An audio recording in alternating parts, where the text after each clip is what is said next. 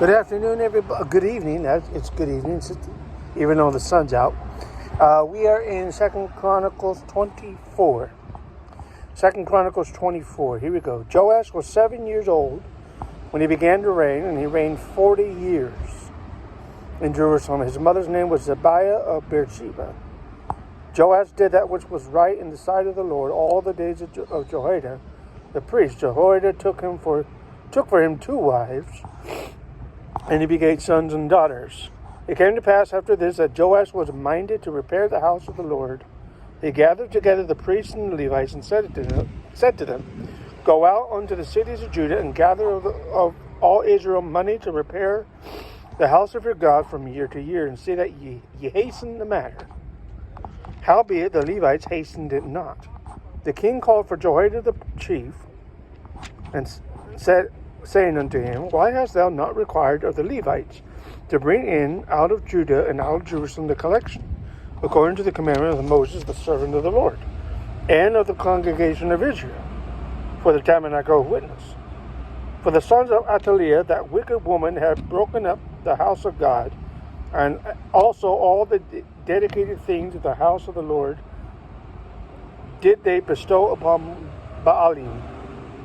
At the king's commandment, they made a chest and set it outside of the gate of the house of the Lord.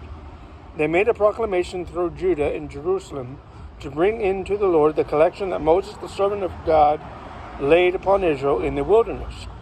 All the princes, and all the people rejoiced and brought in and cast into the chest until they had made an end.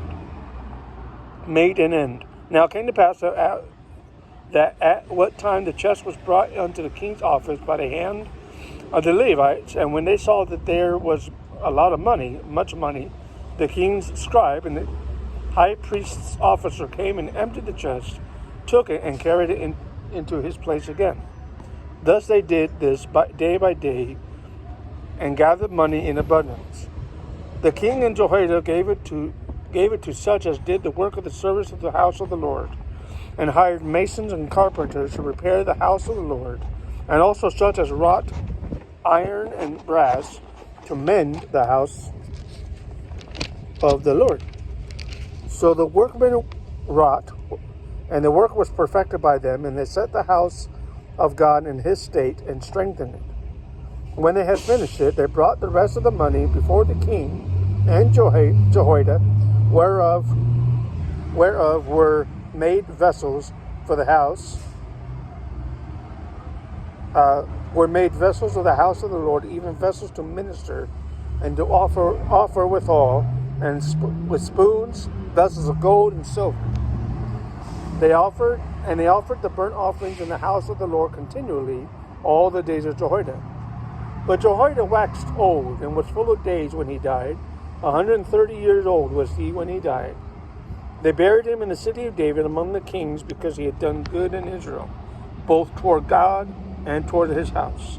Now after the death of Jehoiada came the princes, that's male princes or governors of Judah, and made obeisance to the king. Then the king hearkened unto them.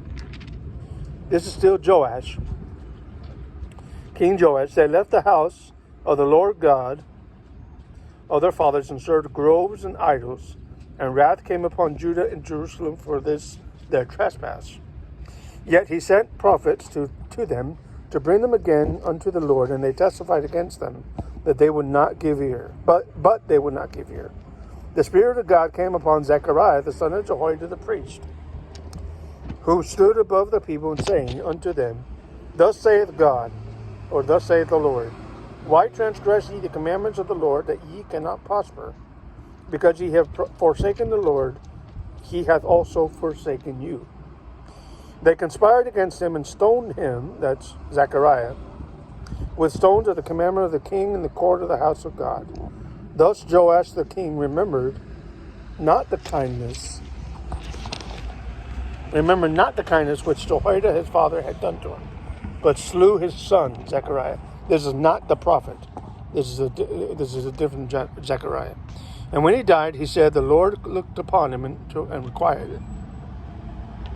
It came to pass at the end of the year that the host of Syria came up against him, and they came to Judah and Jerusalem and destroyed all the princes of the people from among the people, and sent all the spoil of them unto the king of Damascus, that's Syria.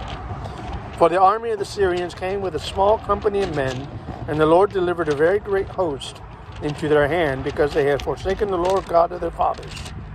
So they executed judgment against Joash, when they were departed from him, for they left him in great diseases. His own servants conspired against him for the blood of the sons of Jehoida the priest, that's Zechariah, and slew Joash on his bed, and he died. And they buried him in the city of David. But they buried him not in the sepulchres of the kings. These were they who conspired against him: Zabad, the son of Shemaeth, and Ammonitis, and Jehozabad, the son of Shimrith, and Moabites, and Ammonite and the Moabite females, of course. Verse 27, last one. Now concerning his sons, the greatness of the burdens laid upon them, and the preparing in the house of God, behold, they are written in the story of the book of the kings. And Amaziah, his son, reigned in Joash's stead. So that's 2 Chronicles 24. Hope you enjoyed it.